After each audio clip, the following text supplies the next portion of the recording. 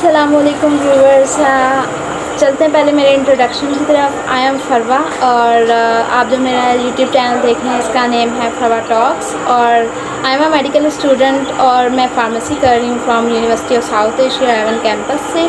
तो जो मेरी आज की वीडियो है वो है MD-CAT गाइडेंस 2023 पे। तो आप लोग कैसे अपने MD-CAT की तैयारी कर सकते हैं, प्रिपरेशन और साथ में रिवीजन कितनी आपने करनी है, देन आपके कॉन्सेप्ट्स क्लियर होने चाहिए, देन आप जाएंगे शॉर्ट लिस्टिंग की तरफ। शॉर्ट लिस्टिंग जो है बहुत मेजर पॉइंट है। आप लोगों ने शॉर्ट लिस्टिंग कैसे करनी है उसका मैंने मेथड इसमें बताया है। और अगेन जो मैं कहूँगी वो ये कि आप लोगों की प्रैक्टिस ज़्यादा होनी चाहिए। प्रैक्टिस जब आप लोग ज़्यादा करेंगे तो ये कि आप लोगों की एग्ज़ाम में जो गलती होनी है वो आप लोगों की।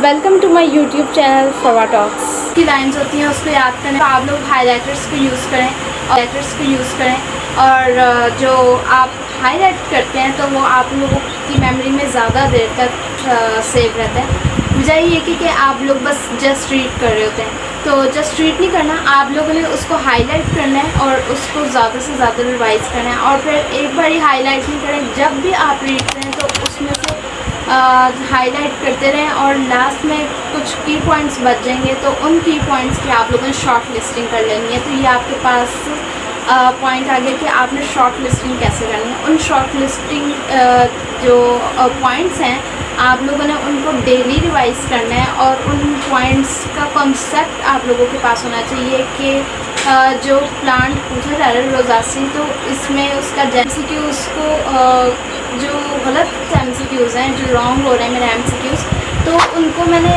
असेस करना शुरू कर दिया कि ये अगर इनका कंसेप्ट मैच नहीं कर रहा, क्यों नहीं कर रहा, इसके पीछे क्या बेस है।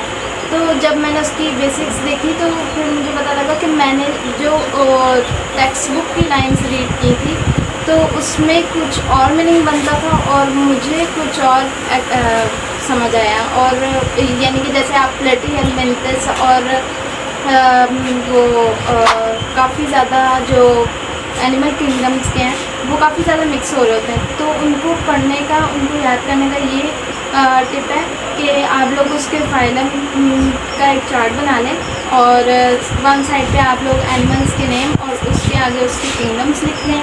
और देन उसके जो प्रैक्टिस फिज़िक्स है, फिज़िक्स में न्यूमेरिकल्स होते हैं, उसमें आप लोगों ने फार्मूलाज एप्लाई करने होते हैं। तो उनकी इम्प्लीमेंटेशन कैसे करनी है, आप लोगों को कैसे पता चलेगा कि इस न्यूमेरिकल में जो है ये वाला फार्मूला इम्प्लीमेंट होगा।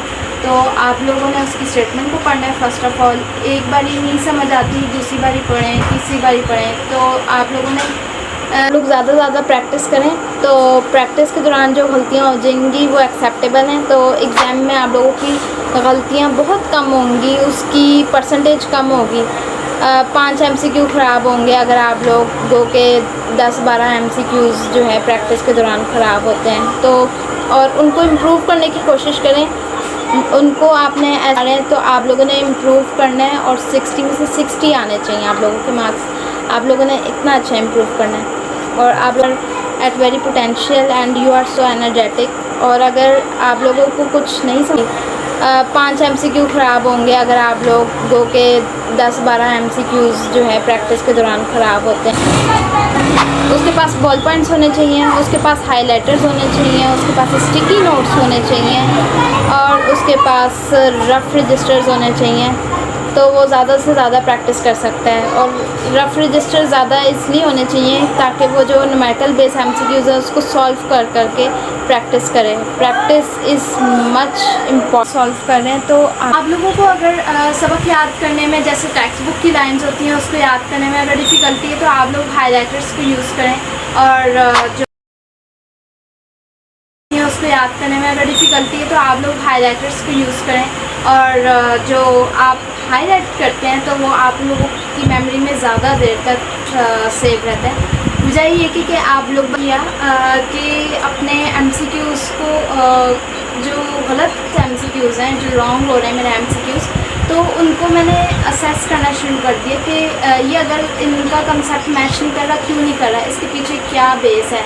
तो जब मैंने उसकी बेसिक्स देखी तो फिर मुझे पता लगा कि मैंने जो टेक्स्ट बुक की लाइन्स रीड की थी तो उसमें कुछ और मीनिंग बनता था और मुझे से कुछ और समझ आया। और यानी कि जैसे आप प्लेटी एलिमेंटस और वो काफ़ी ज़्यादा जो एनिमल किंगडम्स के हैं वो काफ़ी ज़्यादा मिक्स हो रहे होते हैं, तो उनको पढ़ने का, उनको याद करने का ये टिप है कि आप लोग उसके फाइलम का एक चार्ट बना लें और वन साइड पे आप लोग एनिमल्स के नेम और उसके आगे उसके किंगडम्स। अब जैसे आप लोगों को पता है कि ये जो शॉर्ट लिस्टिंग मैंने एक आप लोगों को डेमो दी है एक तरह से कि सेल में वॉल का कैसे करना है आप लोगों ने। अगर आप लोग सेल वाला चैप्टर पढ़ रहे हैं उसमें जो है माइक्रो ऑर्गेनेलीज होंगी, उसके बाद सेल के जो कंपोनेंट्स पाए जाते हैं, तो उसके हमने की पॉइंट्स बना लिए और एक पेज पे तकरीबन वो तमाम जो की पॉइंट्स हैं सेल के चैप्टर के आ गए। तो इस एक पेज से आपका एक पूरा चैप्टर, आपकी एक पूरी बायो की बुक तैयार हो जाएगी। ये होती शॉर्ट लिस्टिंग।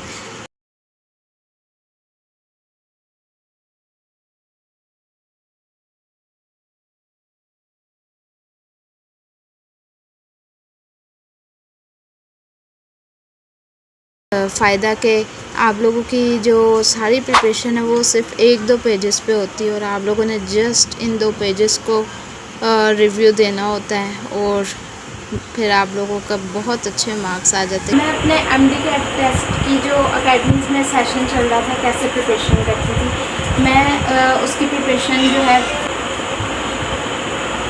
मैं अपने एमडी के टेस्ट की जो हमारे अकेडमी में सेशन चल रहा था कैसे करती थी, जो चैप्टर वाइज हो रहे थे। पहले मैं टेक्स्ट बुक से उस चैप्टर को पढ़ती थी, देन फिर मैं पास पेपर्स को करती थी, उसके बाद जो है वो एमसीक्यू प्रैक्टिस करती थी। तो उससे पास पेपर से पढ़ने से मुझे आइडिया हो जाता था कि इसका आंसर क्या है और वो सॉल्व पास पेपर्स होते थे। उसके बाद आंसर क्या है उसका कॉन्सेप्ट देखती थी, अगर वो रॉन्ग हो जाता था तो असेस करना भी बहुत ज़रूरी है और पास पेपर्स को पढ़ना तो नहायत ज़रूरी है क्योंकि पास पेपर्स में से रिपीट होते हैं ईच ईयर। अब 2023 है तो 2022 और 2021 और 20 आप लोग ज़्यादा से ज़्यादा प्रैक्टिस करें तो प्रैक्टिस के दौरान जो गलतियाँ हो जाएंगी वो एक्सेप्टेबल हैं। तो एग्ज़ाम में आप लोगों की गलतियाँ बहुत कम होंगी, उसकी परसेंटेज कम होगी। 5 एमसीक्यू ख़राब होंगे अगर आप लोगों के 10-12 एमसीक्यूज़ जो है प्रैक्टिस के दौरान ख़राब होते हैं। तो और उनको इम्प्रूव करने की कोशिश करें, उनको आपने ऐसे ही छोड़ देना कि बस हो गए ख़राब और नेक्स्ट पे चलें, नहीं। जो आप लोगों के एमसीक्यूज़ ख़राब हुए हैं उनको इम्प्रूव करना, आगे आप लोग इम्प्रूव करके ज़्यादा मार्क्स लेंगे। अगर आपके 60 में से 50 आ रहे हैं तो आप लोगों ने इम्प्रूव करना है और 60 में से 60 आने चाहिए आप लोगों के मार्क्स। आप लोगों ने इतना अच्छा इम्प्रूव करना है और आप लोग कर सकते हैं। You are at very potential and you are so energetic. और अगर आप लोगों को कुछ नहीं समझ आता तो आप लोग मेरे से पूछें। मैंने इसलिए ये चैनल बनाया है ताकि आप लोगों की बॉल पॉइंट्स होने चाहिए, उसके पास हाइलाइटर्स होने चाहिए, उसके पास स्टिकी नोट्स होने चाहिए और उसके पास रफ़ रजिस्टर्स होने चाहिए। तो वो ज़्यादा से ज़्यादा प्रैक्टिस कर सकता है। और रफ़ रजिस्टर ज़्यादा इसलिए होने चाहिए ताकि वो जो न्यूमेरिकल बेस एमसीक्यूज़ है उसको सॉल्व कर करके प्रैक्टिस करें। Practice is much important for your exam. और ये चैनल जो है आप लोगों के लिए मैंने बनाया है जिनके पास बेसिक गाइडेंस नहीं है, तो अब आप लोगों के पास गाइडेंस आएगी इंशाल्लाह और आप लोग इन टिप्स को फॉलो करके इंशाल्लाह बहुत अच्छे मार्क्स स्कोर करेंगे। और hope for the best and don't lose your hope and never give up. ठीक है, तो अपना ढेर सारा ख्याल रखिएगा और मेरी दुआ में याद रखिएगा। आई एम फरवा और इस चैनल का नेम है फरवा टॉक्स। तो thanks for watching and share if it's helpful. और उन लोगों के साथ ज़रूर शेयर करें जिनको अभी बहुत ज़रूरत है इसकी। और आप सब कामयाब हों इंशाल्लाह और कमेंट में ज़रूर बताइएगा कि अगर ये टिप्स आप लोगों के लिए हेल्पफुल रही हैं। Thank you.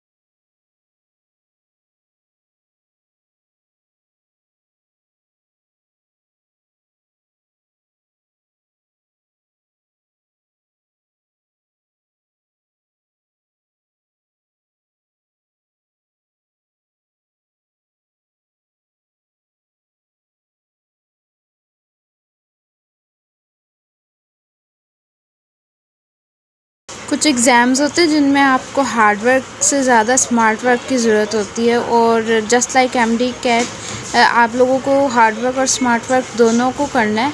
तो ये स्मार्ट वर्क है जो शॉर्ट लिस्टिंग है, तो आप लोग इस तरह से सोचें कितनी अच्छी तैयारी हो सकती है, और ये टिप आप लोगों के लिए बहुत ज़्यादा बेनिफिशियल रहेगी। आप लोगों ने इस पे ज़रूर इम्प्लीमेंटेशन करनी है, इसको ज़रूर बना के रखना शॉर्ट लिस्टिंग पेज को, और इंशाल्लाह आप लोगों के बहुत अच्छे मार्क्स आएंगे।